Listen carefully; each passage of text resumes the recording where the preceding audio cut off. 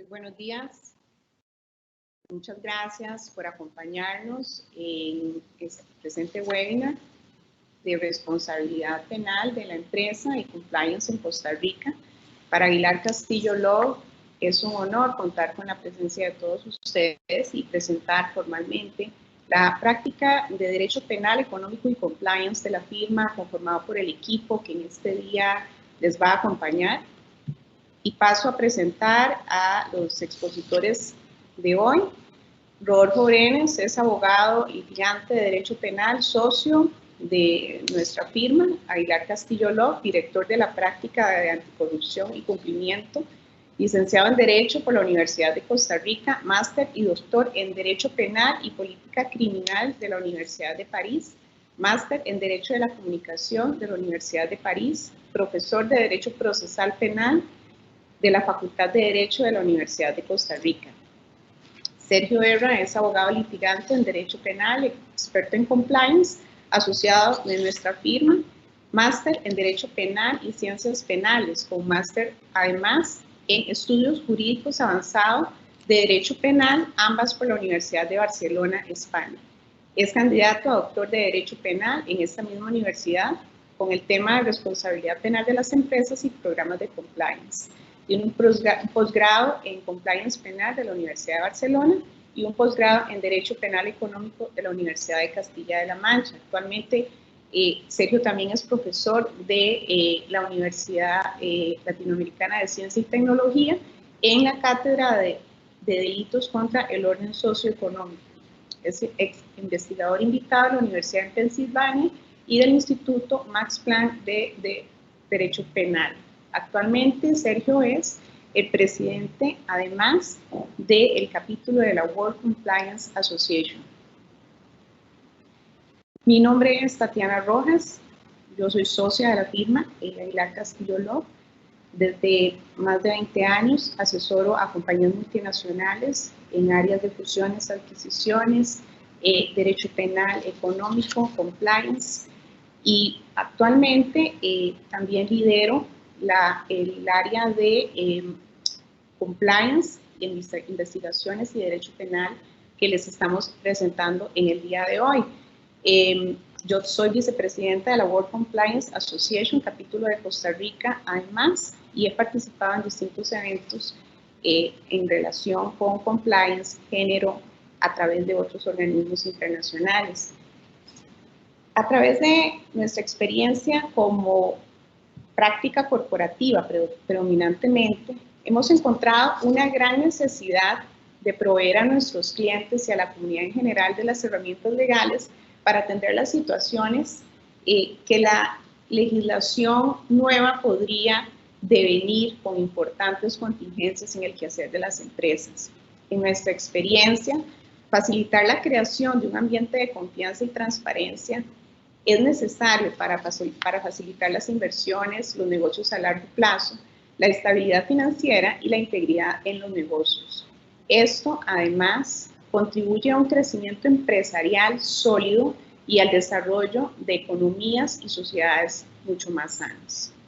Como parte de los compromisos a los que Costa Rica se comprometió al ser admitido ante la Organización para la Cooperación y el Desarrollo Económico, OCDE, el país promulgó el año pasado la Ley 9699, que es la Ley de Responsabilidad de las Personas Jurídicas, que establece responsabilidades penales para las empresas por delitos cometidos en nombre o por cuenta de estas, en su beneficio directo o indirecto, por sus representantes o por quienes estén autorizados para tomar decisiones en nombre de la persona jurídica. Más recientemente, también se publicó el reglamento llamado Modelo Facultativo de Organización, Prevención, Gestión y Control.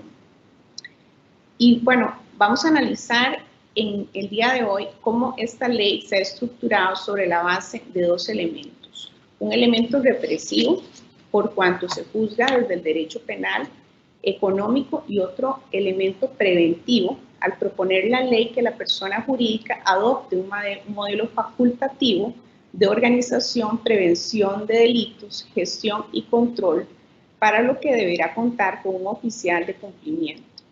Este oficial de cumplimiento, como veremos en adelante, y será desarrollado más ampliamente, deberá contar con autonomía, ejerciendo labores de Contraloría Interna que le permita detectar deficiencias y adaptar el programa de cumplimiento a las circunstancias de la persona jurídica.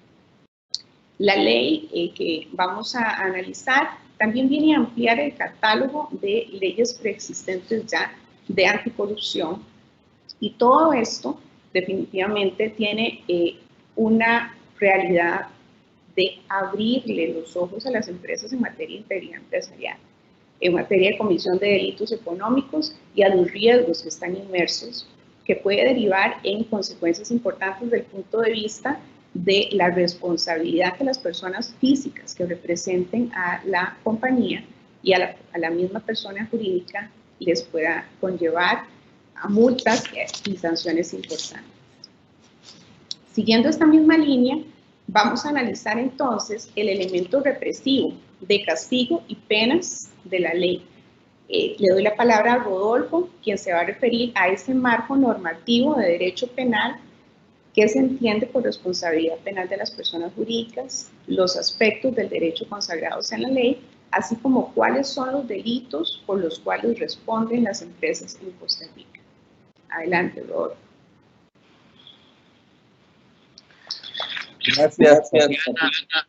Gracias por tu introducción. Buenos días a todas las personas que nos acompañan y les agradecemos por su interés en esta charla en la que en efecto vamos a tratar de un tema que consideramos fundamental en nuestro derecho y del que progresivamente debemos irnos enterando todos, y esta es la responsabilidad penal de las personas jurídicas.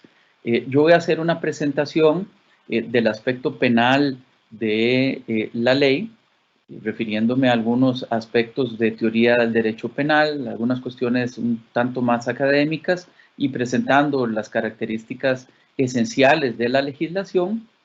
Y por otro lado, mi colega Sergio Erra desarrollará con mayor detalle los elementos del programa de cumplimiento, de prevención y anticorrupción que deberían desarrollar todas las empresas en nuestro país, con una exposición un tanto más práctica. Para abordar el tema es importante recordar que el 11 de junio del 2019 se publicó la Ley de Responsabilidad de las Personas Jurídicas sobre cohechos domésticos, soborno transnacional y otros delitos.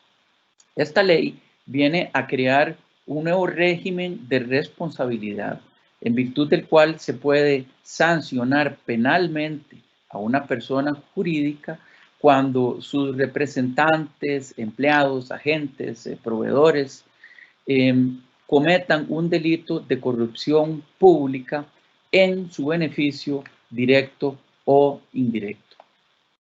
Sin generar mayor discusión ni debate, esta ley vino a introducir un cambio fundamental en el sistema de derecho penal costarricense, cuyas consecuencias, considero, no han sido todavía claramente dimensionadas y que sin lugar a dudas comenzaremos a ver pronto conforme la legislación se vaya aplicando. Hemos visto cómo la prensa nacional ha informado de denuncias planteadas por la Caja Costarricense del Seguro Social o de investigaciones abiertas de oficio por el Ministerio Público relacionadas con contrataciones para la adquisición de insumos médicos para atender la pandemia. Evidentemente, esos son procesos en los que debería figurar como investigado no solamente las personas físicas, sino que en el marco de esta legislación se puede pensar que podría investigarse también y eventualmente imputarse a las personas jurídicas que participaron en esos hechos. Antes de la adopción de esta ley, se consideraba que solamente las personas físicas tenían capacidad de responsabilidad penal. Esto llevaba entonces a excluir el que la persona jurídica pudiera cometer un delito. la persona jurídica responde civilmente de las consecuencias del delito, pero no puede ser castigada penalmente por la comisión de un delito. Esto es lo que se conoce en doctrina con el aforismo latino societas delinquere non potest, es decir, una persona jurídica no puede cometer un delito.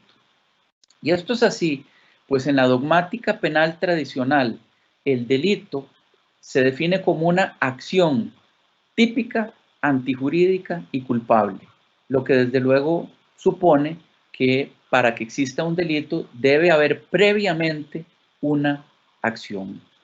Y en términos penales, la acción es una manifestación exterior voluntaria de un comportamiento humano. Resulta entonces que nuestra teoría del delito se estructura a partir de un concepto de acción que nos lleva a excluir la responsabilidad penal de la persona jurídica. Esto sin mencionar las dificultades que pueden presentarse en esta teoría del delito a nivel del dolo, entendido como conocimiento y voluntad de realizar el hecho típico. ¿Cuál sería, en el caso de una persona jurídica, ese conocimiento, esa voluntad de cometer el hecho delictivo? Y por eso la doctrina y la jurisprudencia han ido desarrollando una nueva dogmática penal, una nueva teoría del delito que pueda aplicarse a las personas jurídicas, a partir de la cual pueda derivarse como consecuencia la comisión de un delito. Existen dos modelos principales de atribución de responsabilidad penal a la persona jurídica, el de heterorresponsabilidad y el de autorresponsabilidad, a partir de los cuales se ha elaborado o se deriva también un tercer modelo de carácter mixto. En términos sencillos, el modelo de heterorresponsabilidad transfiere la responsabilidad penal a la persona jurídica por la acción de una persona física. Si un empleado, un representante, un directivo de una empresa comete un delito en el marco de sus funciones y en beneficio directo o indirecto de la misma, habrá responsabilidad penal de la persona jurídica. Esta atribución de responsabilidad penal es problemática, pues en el fondo la empresa responde por un hecho ajeno, aplicándose en materia penal una responsabilidad objetiva en detrimento además del principio de personalidad de la pena. Por su parte, el modelo de autorresponsabilidad permite castigar penalmente a una empresa cuando el delito se haya cometido como consecuencia de una organización jurídica defectuosa, y eso es lo que viene a constituir una falta propia de la persona jurídica. La responsabilidad se sustenta aquí en un hecho corporativo propio, que sería el no haber implementado un modelo de organización y de control que permita evitar la comisión del delito. Este modelo de autorresponsabilidad es el que rige en España, fue el que copió Costa Rica. Aunque es importante advertir que cuando el delito es cometido por los representantes de la empresa, por las personas que tienen poder de dirección o poder de toma de decisiones en nombre de la empresa, según el inciso A del artículo 4 de la ley, pareciera que se aplica más bien un modelo mixto, pues la responsabilidad penal se deriva para la empresa independientemente del modelo de organización interno y simplemente por el hecho de haber sido cometido por alguna de las personas mencionadas en el inciso. Y con esto ya he adelantado cuáles son las características del modelo mixto.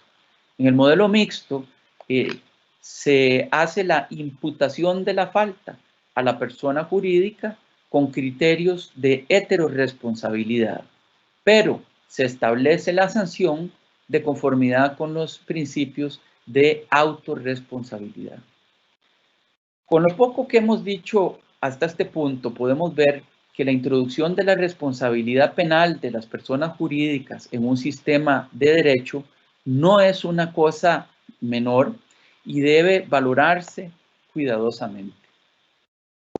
En mi opinión personal, la responsabilidad penal de persona jurídica obliga a construir una nueva teoría del delito con elementos un tanto forzados en el caso de la autorresponsabilidad para poder atribuirle a la empresa la comisión de una acción delictiva, o bien nos lleva a soluciones difícilmente compatibles con los principios de nuestro derecho penal democrático, como sucede con la heterorresponsabilidad, donde se sanciona penalmente a una persona jurídica por el hecho de un tercero.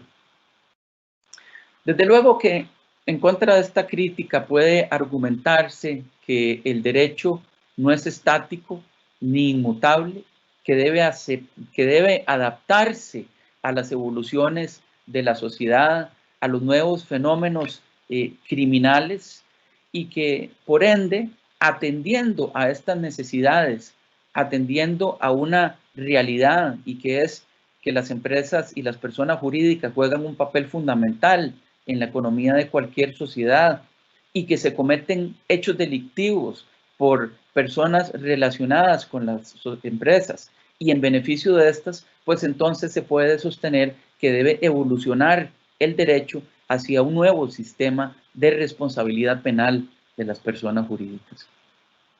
A fin de cuentas, esta es una decisión de política criminal que válidamente puede adoptar un legislador, pero que, como toda decisión legislativa, debería estar fundada en un cuidadoso análisis y razonamiento dentro de los principios que rigen la aplicación y la utilización del derecho penal como instrumento de sanción. Y por eso quisiera hacer aquí un breve paréntesis para introducir algunas reflexiones críticas a la legislación costarricense, para luego regresar a la exposición de algunos elementos de esta ley. Como ya indicó Tatiana, la ley costarricense se aprobó en el marco del proceso de ingreso de Costa Rica a la OCDE. Y como antecedente, en el año 2017, Costa Rica se adhirió a la Convención para combatir el cohecho de servidores públicos extranjeros en transacciones comerciales internacionales de la OCDE. Esa convención obliga a los países signatarios a tipificar penalmente el soborno transnacional, pero también obliga en el artículo 2, y aquí leo textualmente, a lo siguiente: cada parte tomará las medidas que sean necesarias de conformidad con sus principios jurídicos para establecer la responsabilidad de las personas morales por el cohecho de un servidor público extranjero.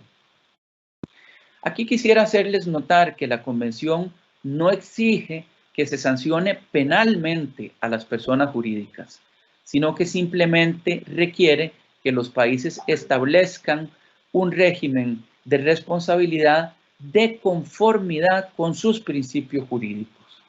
Así pues, Costa Rica no está obligada a sancionar penalmente a las personas jurídicas, pero sí a prever un régimen de responsabilidad. Cabe entonces preguntarse, ¿por qué se optó por un sistema de responsabilidad penal y no, por ejemplo, por un régimen sancionador administrativo, como lo han hecho, por ejemplo, Italia o Alemania?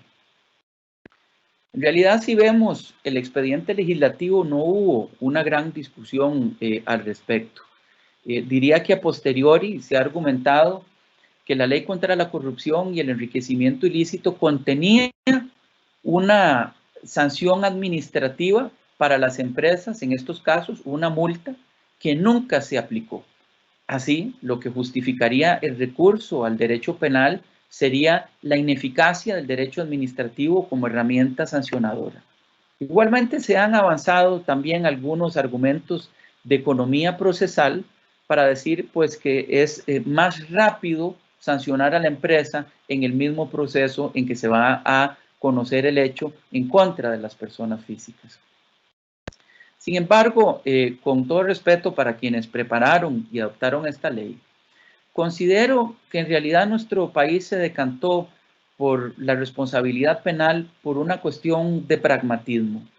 acoplándose irreflexivamente a la corriente predominante que, bajo una clara influencia de la jurisprudencia de la Corte Suprema de los Estados Unidos, sostiene que las personas jurídicas pueden y más aún deben ser sancionadas penalmente. Sin embargo, conviene recordar qué es el derecho penal y cuáles son los principios que lo rigen.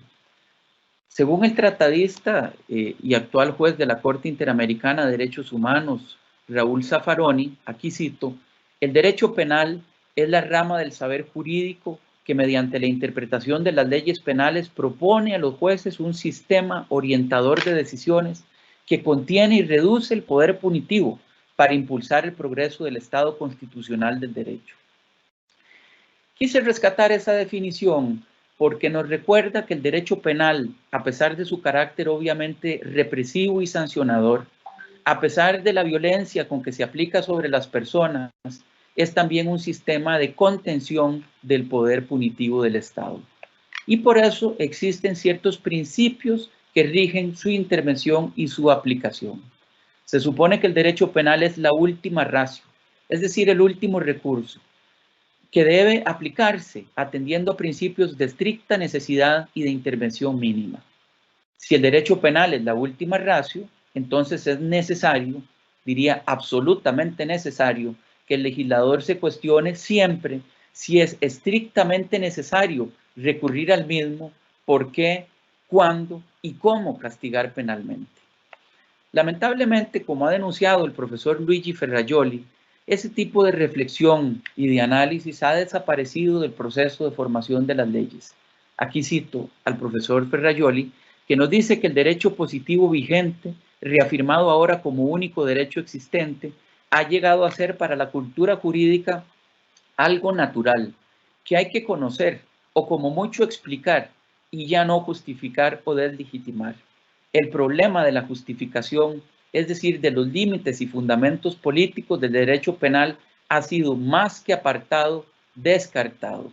Y así, según él, se ha producido un cambio en la actitud política que no busca ya proteger al ciudadano del poder estatal, sino que busca proteger al Estado y al orden socioeconómico de las conductas de las personas. Y de esta manera, frente a un determinado fenómeno o problema, el derecho penal parece ser una solución natural y evidente, cuando debería ser el último recurso. Así pues, la adopción de esta ley es criticable en su génesis, en tanto no fue precedida por una discusión y análisis minucioso de la pertinencia del recurso del derecho penal. Y esto a pesar de que las sanciones que establece son de tipo pecuniario, multas de naturaleza administrativa o bien civil. Volviendo ahora a las características de la legislación costarricense, quisiera mencionar algunos de sus aspectos principales, no todos los elementos.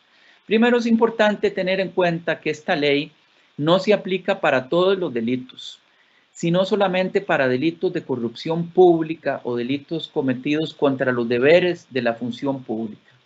El marco de la ley viene dado por el artículo 1, que nos dice en cuáles delitos aplica la responsabilidad penal de la persona jurídica. Como viene siendo la tónica a nivel internacional, bajo la influencia de la FCPA, Foreign Corrupt Practices Act estadounidense, la ley creó un delito de falsificación de registros contables por el que se puede sancionar penalmente tanto a las personas físicas como jurídicas.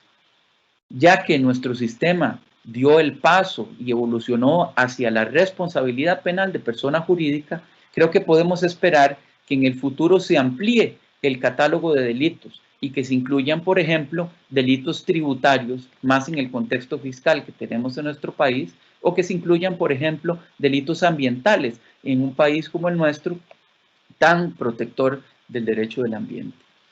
El segundo punto que quisiera rescatar es que la legislación y los delitos se aplican a personas jurídicas de derecho privado costarricense o extranjero, domiciliadas, residentes en el país, con operaciones en el país, así como a empresas públicas estatales y no estatales, a instituciones autónomas con relaciones comerciales internacionales. Es importante aquí destacar dos elementos que, en mi opinión, evidencian que el ámbito de aplicación de esta ley es sumamente amplio y que tiene vocación a extenderse fuera de nuestro territorio. Primero, hay que tener en cuenta que se presume domiciliada a una empresa en Costa Rica por el simple hecho de que elabore un contrato o negocio en Costa Rica. Y por el otro lado, las casas matrices responden de los delitos cometidos por su subsidiaria cuando obtengan un provecho directo o indirecto del delito o si actúen en su nombre y representación. Y este concepto de provecho indirecto es sumamente amplio y obliga a que las casas matrices estén muy atentas a la operación de sus subsidiarias en Costa Rica y que verifiquen si tienen programas de cumplimiento adecuados para evitar una sanción penal, punto que desarrollará Sergio. El otro aspecto importante es que la responsabilidad penal subsiste aun cuando la persona jurídica se extinga. Es decir, no se puede recurrir a artilugios ni a formalismos jurídicos, por ejemplo, para disolver la sociedad, para que se produzca una absorción, una transformación, una fusión o adquisición. Siempre va a responder la sociedad que subsista.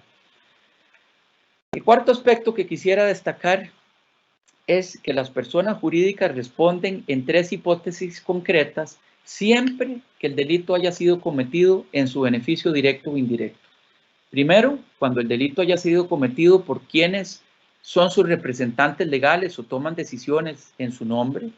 Ahí era donde decía que considero que se aplica un modelo mixto. Cuando el delito lo cometan empleados o cuando lo cometan intermediarios ajenos a la persona jurídica. Pero en estas dos hipótesis se requiere que se haya incumplido por parte de los primeros, es decir, los representantes legales o los tomadores de decisiones, su deber de supervisión, vigilancia, control de su actividad. El quinto punto que quisiera destacar de nuestra ley es que la responsabilidad penal de las personas jurídicas es independiente de la responsabilidad de la persona física. Se busca procurar la eficacia del sistema y asegurar que siempre haya o se imponga una sanción en un caso de corrupción. No importa si no se identifica al responsable, no importa si se extingue la acción penal por sobreseimiento, por cualquier motivo, se puede continuar el proceso contra la persona jurídica. Las sanciones son de dos tipos. Aunque nuestra legislación las divide en principales y accesorias, y la accesoria es solo una, quisiera destacar que en realidad podemos clasificarlas, primero las de multa, que son distintas cuando son pymes o cuando son empresas grandes. Cuando son pymes, la multa puede ir, si lo traducimos en dólares, aproximadamente a $155,000. Y en el caso de empresas ya más grandes, la multa puede ir hasta los $7.5 millones o bien aplicarse un 10% del monto del contrato público, lo que sea más alto. Hay sanciones también de otro tipo, que en doctrina se conocen como sanciones de intervención, que pueden incluir la prohibición de contratar, de participar en contratación pública, eliminación de determinados beneficios fiscales, exenciones, por ejemplo, cierre de locales, la publicación de la sentencia, y se puede llegar hasta la muerte civil de la empresa, ordenando su disolución. La ley prevé también atenuantes de responsabilidad, casos en los cuales se puede disminuir hasta en un 40% la pena que se va a imponer, cuando, por ejemplo, la empresa se autodenuncia antes de conocer que existe un proceso en su contra, cuando colabore de manera efectiva con pruebas que permitan obtener una condenatoria, cuando adopte un modelo de cumplimiento y de anticorrupción efectivo antes del juicio oral. Aquí conviene preguntarse, ya que se permite optar por la atenuante en este caso, ¿qué sentido tiene para una empresa autodenunciarse? Si de todos modos puedo obtener el 40%, de atenuante si aplico un sistema de cumplimiento antes del juicio oral y público. Habrá quien dirá que será mejor no autodenunciarse y ver si me descubren, y si me descubren, entonces adoptar ese modelo de cumplimiento y control efectivo. Desde luego, esa es una posición que no es conforme a una política de compliance, pero digamos que es un portillo que deja abierto la legislación. Es importante señalar que el artículo 4 de la ley, que es el que contempla estas atenuantes en su inciso D, incurre en una cierta confusión porque introdujo como un atenuante lo que en el derecho español es una eximente de responsabilidad penal. Y en el derecho español, cuando el delito lo cometen los representantes legales, se puede eximir de responsabilidad penal nada más en hipótesis calificadas, cuando existe un modelo eficaz anterior al delito, cuando existe un oficial de cumplimiento con poderes suficientes y autonomía para evitar el delito, cuando los controles internos de la empresa se hayan eludido fraudulentamente y siempre que no haya habido una omisión del oficial de cumplimiento en el ejercicio de sus deberes. Ahí, en el derecho español, hay una eximente responsabilidad. En nuestro derecho se establece una atenuante de la responsabilidad. Y finalmente, en las hipótesis en las que el delito lo cometen empleados de la empresa, se puede optar por la atenuante cuando se demuestre que la empresa había adoptado antes de la comisión del delito un programa de cumplimiento. Y esto nos lleva al elemento fundamental, que es el que va a desarrollar Sergio en su exposición, y que es el de los programas de cumplimiento para prevenir la comisión de delitos. Esto es fundamental, no solo porque conviene desarrollar una cultura de apego a la ley, sino también para poder defender adecuadamente a la persona jurídica en el marco de un proceso penal y eventualmente para poder optar por un atenuante. Las empresas que ya tienen este modelo deberían revisarlo y las que no lo tienen deberían implementarlo. La ley contiene también algunos aspectos de índole procesal que no voy a mencionar aquí. Concluiré en este punto la exposición cediéndole la palabra a Sergio, que nos va a comentar ya aspectos más prácticos de cómo deben ser estos modelos de cumplimiento y darnos algunos consejos y recomendaciones sobre los mismos.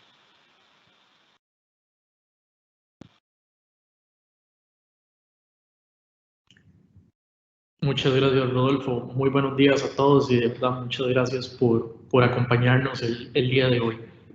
En efecto, el artículo 10 de la ley 96-99 establece los requerimientos en materia de compliance, nos da esos parámetros de lo que debe ser el modelo de organización, gestión y prevención de delitos de la empresa. Adicionalmente, vale la pena mencionar que el reglamento, la ley que fue aprobado recientemente, hace unos 3 meses, desarrolla un poco más estos componentes e incluso agrega elementos que no están establecidos en la ley que vamos a ver más adelante. Todos estos elementos vienen a regular lo que podemos conocer como el concepto de autorregulación regulada, es decir, ciertos parámetros que establece el Estado para que las empresas, conforme a su principio de libertad de regulación, se regulen y prevengan la comisión de hechos delictivos.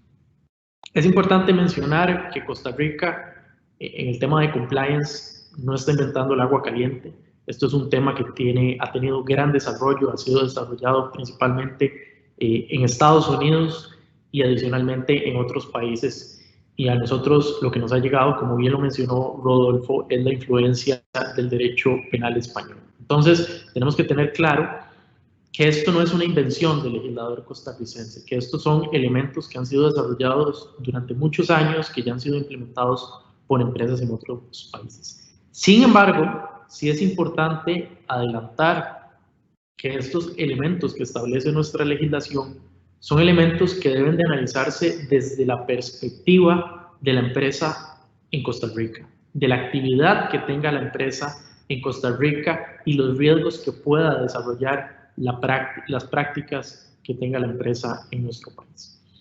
Pero yo creo que es importante empezar por un concepto un poco más básico y establecer qué es compliance. Compliance, bueno, es una palabra en inglés que si la traducimos al español de forma libre podemos traducirla como cumplir con. ¿Cumplir con qué? Cumplir con la legislación. Y es que el compliance nace a partir de un aumento de la legislación sectorial en Estados Unidos.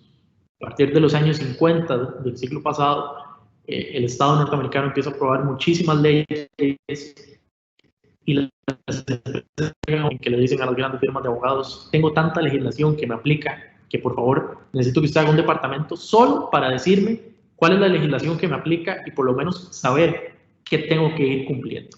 Ahí nace el compliance. Y el compliance abarca no solo aspectos de derecho penal, como lo estamos viendo el día de hoy, sino también abarca aspectos relacionados a otras áreas del derecho, derecho ambiental, derecho de la competencia, derecho a la propiedad intelectual, etcétera, etcétera. En el caso de la ley 96-99, el artículo 2, al final del artículo 2 hay una línea que yo creo que es muy importante y que nos da, o que establece una obligación legal para las empresas. Se establece el deber legal de las empresas de prevenir delitos que se establezcan en el artículo 1, es decir, delitos de corrupción pública. Pero es curioso porque el reglamento va más allá. El reglamento a la ley abarca conductas un poco más amplias, no habla solo de corrupción. El reglamento nos habla de conductas fraudulentas, conductas contrarias al código de ética de la empresa, violaciones de derechos humanos, violaciones al medio ambiente, aspectos laborales como discriminación, mobbing, etc. Entonces vemos que el cumplimiento normativo, de acuerdo a la ley y al reglamento a la ley, es un poco más amplio que solo prevenir hechos de corrupción pública. Y aquí es importante entender por qué resulta importante o por qué es trascendental adoptar un programa de compliance. Rodolfo ya bien lo mencionó, se evitan contingencias a la empresa, las sanciones a las que se exponen las empresas son muy importantes, estamos hablando de multas de millones de dólares, pero también sanciones que pueden conllevar a que la empresa no pueda contratar con la administración pública por hasta 10 años, perder incentivos fiscales, etcétera, etcétera. Entonces, el primer efecto o la primera importancia o razón por la cual las empresas deben adoptar un programa de compliance es para evitar esas posibles contingencias.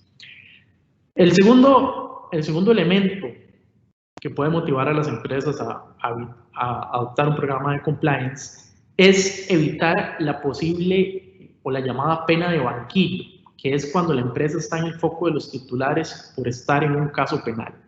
En nuestro país, los medios de comunicación hacen un periodismo bastante fuerte cuando sale una noticia de un delito en una empresa. Pueden estar 2 semanas haciendo reportajes solo sobre esa noticia y esto va a influir, sin lugar a dudas, en la percepción pública, en la imagen de esa empresa. Adicionalmente, tenemos que pensar como sociedad también y evitar la corrupción. Creo que es un deber de todos, especialmente de las empresas. Tenemos que tener claro que la corrupción es uno de los mayores males de nuestra sociedad. Algunos lo han llamado el peor cáncer que tiene la sociedad moderna. Un programa de compliance bien establecido en una empresa va a fortalecer la marca de la empresa, este intangible que ostenta la empresa.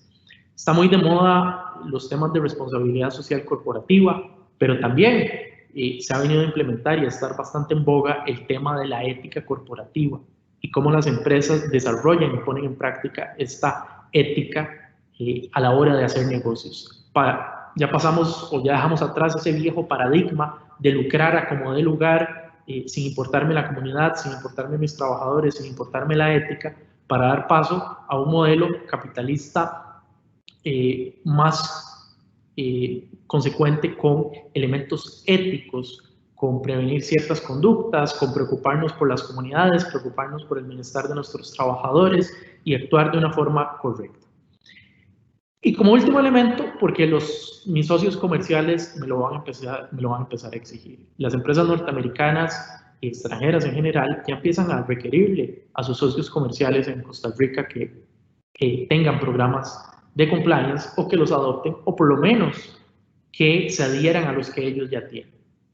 Aquí es importante mencionar que si yo como empresa quiero establecer un programa de compliance, el programa de compliance es un traje a la medida. No se pueden hacer copy-paste de programas de compliance de una empresa a otra. Inclusive, de una filial en un país a una filial en otro país, no se puede hacer un copy-paste. No podemos pasar o intentar replicar de la filial de Costa Rica para la filial de Guatemala. ¿Por qué? Porque los riesgos son distintos. Y aquí es importante mencionar al menos los riesgos inherentes que puede tener una empresa.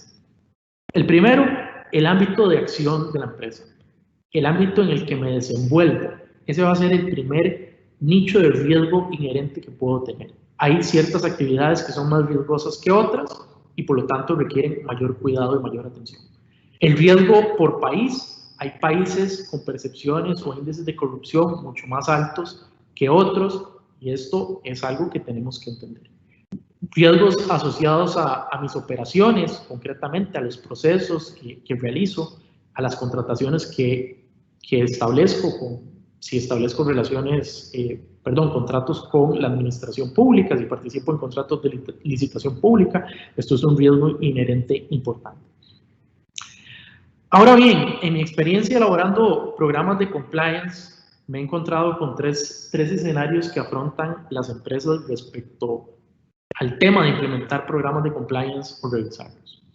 El primero es, si mi empresa ya tiene un programa de compliance y se adoptó una ley como la 96-99 y se aprobó el reglamento a la ley, ¿qué debo de hacer como empresa? Bueno, por lo general, las empresas transnacionales ya tienen programas de compliance dados por las casas matrices. Estos programas hay que adaptarlos a la realidad costarricense, hay que tropicalizarlos, como decimos nosotros, adaptarlos a las necesidades legales, a los riesgos inherentes y riesgos en general que existan en la actividad empresarial en Costa Rica y agarrar esa estructura que ya tenemos desde la casa matriz y adoptarla, modificarla a Costa Rica. El segundo escenario es, si mi empresa ya tiene un programa de compliance, pero estoy siendo investigada penalmente, si se inicia una investigación por una posible responsabilidad penal de las personas jurídicas, en el caso de Costa Rica. Yo trabajé en una firma legal en Barcelona que se dedicaba a temas de derecho penal económico y compliance y tuvimos la tarea de revisar y actualizar el programa de compliance de un importante club de fútbol en el marco de varios procesos judiciales. Y yo creo que esta es la tarea más delicada, porque ese programa de compliance iba a ser revisado con lupa por autoridades, por los fiscales, por los jueces de ese caso. Y esto nos llevó a tener que desarrollar un programa de compliance muchísimo más allá de los requerimientos que establecía la ley. Es decir, no quedarnos con ese mínimo que establece la ley. Tenemos que ir más allá para poder demostrar un verdadero compromiso de la ética por parte de la empresa y por parte de la cúpula directiva. Al final, en este caso, la revisión y prácticamente la elaboración desde cero del programa de compliance tuvo un resultado muy positivo para la empresa.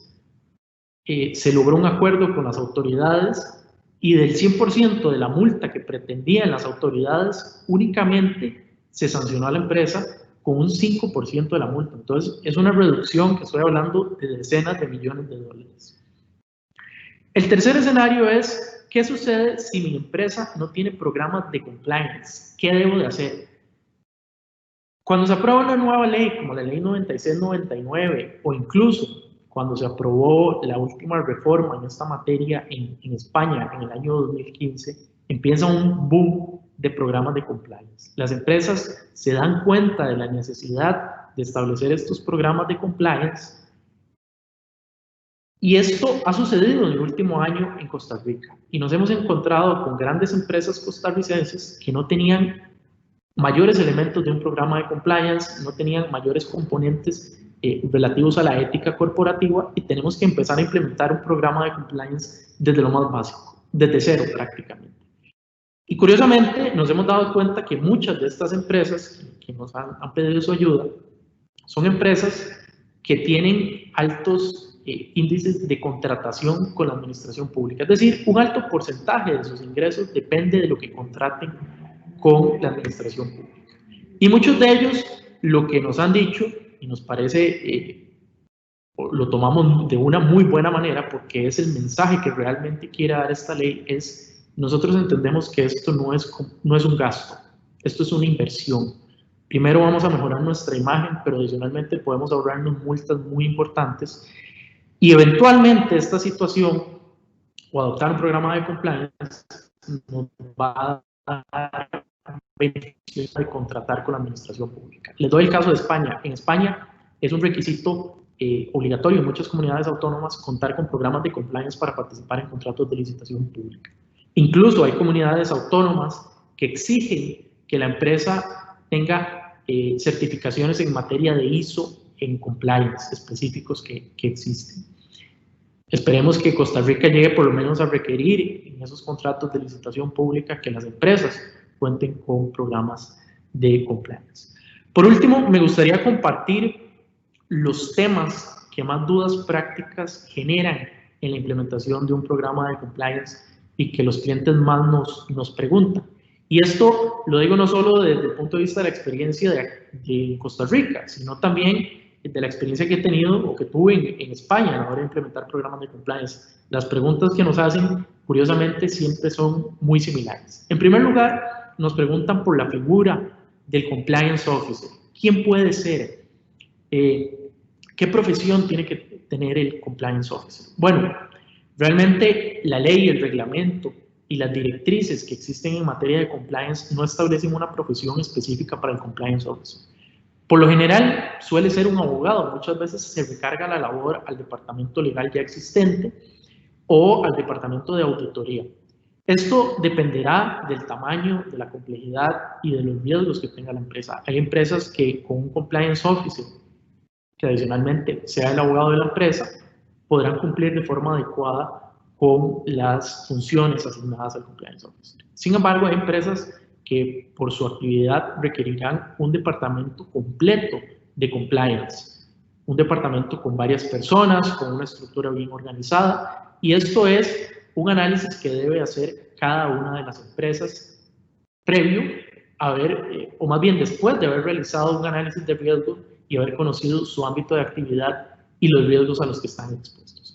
Es importante mencionar, y esto es una pregunta que nos hicieron desde que se aprobó la ley y que no teníamos una respuesta porque teníamos que esperar que se aprobara el reglamento. El compliance officer puede ser interno, tiene que ser interno o puede ser un agente externo. Bueno, el reglamento de la ley establece que puede ser tanto un agente interno como un agente externo. Y yo creo que esto es muy importante pensando en las pequeñas y medianas empresas. Obligarlos a adoptar la figura de un compliance officer puede generar un costo muy elevado para estas empresas. Pero si externalizamos esa figura del compliance officer, podemos abaratar los costos que pueden generar la implementación de esta figura. En segundo lugar, también nos plantean bastantes dudas sobre el canal de denuncias. Es importante mencionar que la ley no menciona en los requisitos del programa de compliance el canal de denuncias. Sin embargo, yo siempre les digo a los clientes y a las empresas, es muy importante el canal de denuncias. ¿Por qué? Porque nos hace detectar esos red flags de que algo está fallando a nivel interno de la empresa. Adicionalmente, nos brinda información como empresa previo a que la puedan tener terceros como autoridades o competidores. La ley, el reglamento en el artículo 13 establece o regula un poco el tema de los canales de denuncia. Y uno de esos elementos que regula y que yo considero que es muy, muy importante es la protección de los denunciantes. Esto es algo que en otros países ha sido muy criticado. En España, en Europa en general, el tema de los denunciantes ha sido un problema, porque la gente denuncia y luego esas personas son perseguidas al interno de la empresa, a nivel social, inclusive a nivel político, son perseguidos y se ven afectados por estas denuncias. A raíz de estas situaciones, el año pasado la Unión Europea aprobó una directiva encaminada a proteger a los denunciantes. Costa Rica, con el reglamento de la ley, se está adelantando a esas situaciones, yo creo que de una forma bastante correcta, y está estableciendo mecanismos para proteger a los denunciantes, o más bien obligaciones para que la empresa proteja al denunciante frente a posibles represalias que puedan sufrir por haber denunciado hechos en la empresa. En tercer lugar, nos preguntan bastante de los controles que debo de tener con terceros. Y aquí es importante conocer a mis socios, conocer a personas que puedan actuar en nombre de mi empresa. ¿Por qué? Porque, mencionó Rodolfo, hay una forma de atribución de la responsabilidad penal para la empresa en caso de que terceros, intermediarios, ajenos a la persona jurídica, actúen en nombre y en representación de la empresa y cometan un hecho delictivo. Eso me puede generar responsabilidad penal como empresa. E incluso ese escenario es de los escenarios con mayor reprochabilidad desde el punto de vista de la ley. Ese escenario es equiparable a las situaciones en que el hecho delictivo es cometido por el presidente o la cúpula directiva de la empresa. Entonces es importante que como empresas conozcamos a los socios, que establezcamos ciertos parámetros, ciertos mecanismos de debida diligencia para saber con quién estoy contratando y que efectivamente las personas con las que estoy contratando son éticos como lo es mi empresa. Por último, nos preguntan también temas de cómo regular la relación con funcionarios públicos. Muchas empresas nos han dicho, bueno, es que yo suelo invitar o tengo que invitar a funcionarios públicos a otros países, a eventos, a grandes eventos mundiales donde se presentan las últimas tecnologías. Porque si yo no los llevo a esos eventos y les enseño esas últimas tecnologías, ellos no van a saber esa necesidad que pueden tener como Estado, porque sencillamente desconocen esa nueva tecnología. ¿Cómo se pueden hacer estos viajes con funcionarios públicos? Bueno, la ley costarricense, la ley 96-99, establece un requisito en el programa de compliance, un requisito que yo me atrevo a decir que es único, por lo menos yo no lo he visto en otras legislaciones que regulen el tema de responsabilidad penal de personas jurídicas en otros países, y es el establecimiento de un protocolo y un proceso para regular la interacción de la empresa y de los colaboradores de la empresa con las autoridades públicas, no solo en el marco de contratos de licitación pública, sino cualquier tipo de interacción con las autoridades públicas o los funcionarios públicos en general. Yo creo que es uno de los documentos o elementos más importantes del programa de compliance de conformidad con nuestra ley y nos ayuda a regular esas posibles interacciones, esos viajes a funcionarios públicos, esas atenciones a funcionarios públicos, si se pueden hacer, si no se pueden hacer, y regular específicamente en qué situaciones y cómo se deben de hacer. Por supuesto, siempre deberá de hacerse con bastante transparencia y sin ocultar lo que se está realizando. De mi parte eso sería. Muchas gracias.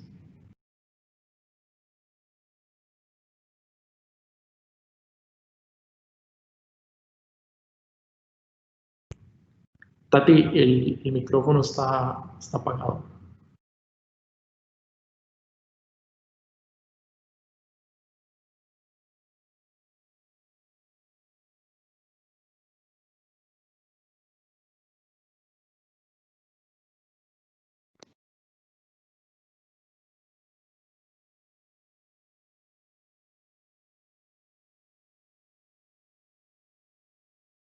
Muchas gracias a ambos. Gracias, Sergio, por esta importante exposición sobre la parte preventiva que se establece a través del reglamento y por la amplia explicación que Rodolfo ha dado relacionada con aspectos más dogmáticos relacionados a la ley.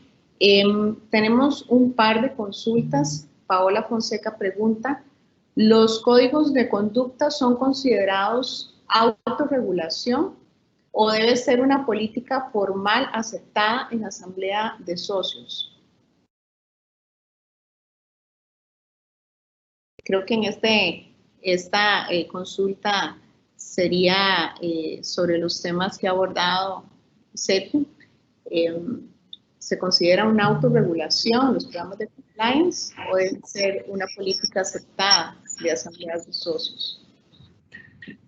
Gracias, Tatiana.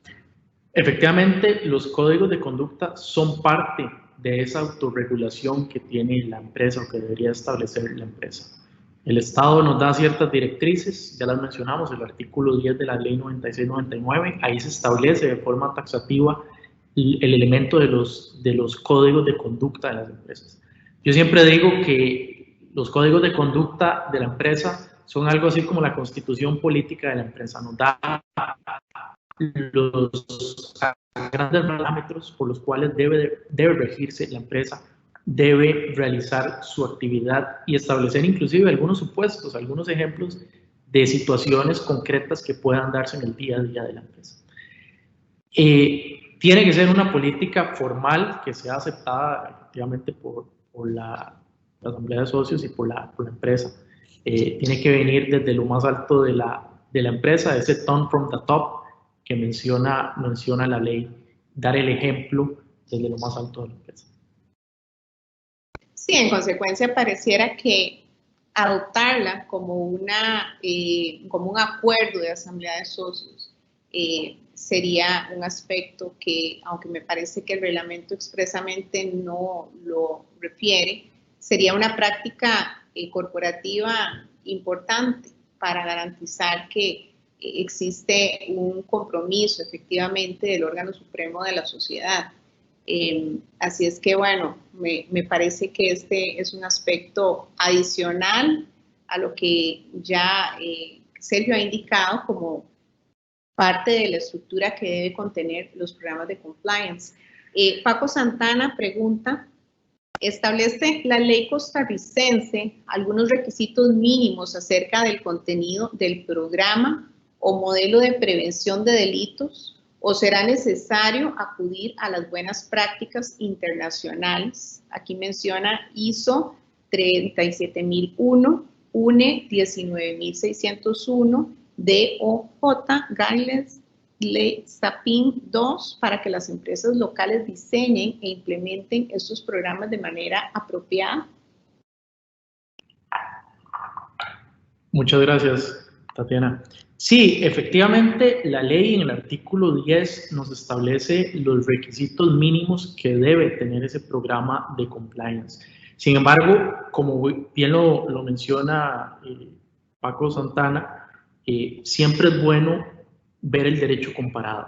Yo creo que habrá elementos que las ISO 37001, 19600 y las otras que existen en esta materia pueden darnos. Adicionalmente, las guidelines del Department of Justice que menciona han desarrollado de forma más amplia estos temas. La ley hace una lista taxativa y no explica a profundidad el componente o el alcance que tienen que tener estos elementos. El reglamento va un poco más allá, efectivamente, le da un poco más de cuerpo a los elementos de la ley. Sin embargo, siempre considero que es importante ver el derecho comparado. También menciona la ley SAPIN 2, que esa es la ley, la última ley en Francia en materia de anticorrupción.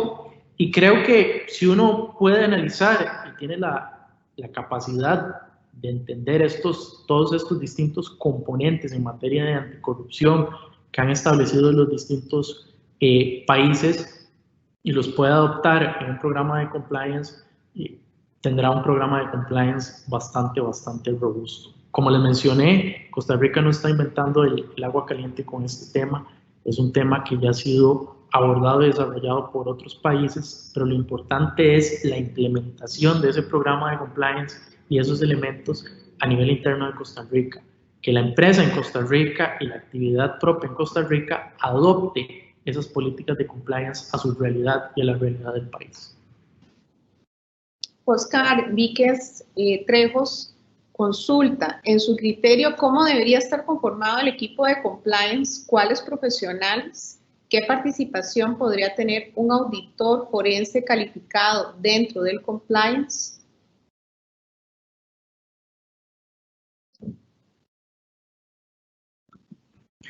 Bueno, eso dependerá, como lo mencioné anteriormente, del alcance que se le tenga que dar a ese departamento de compliance. Esto es una necesidad que cada una de las empresas tiene que analizar y entender.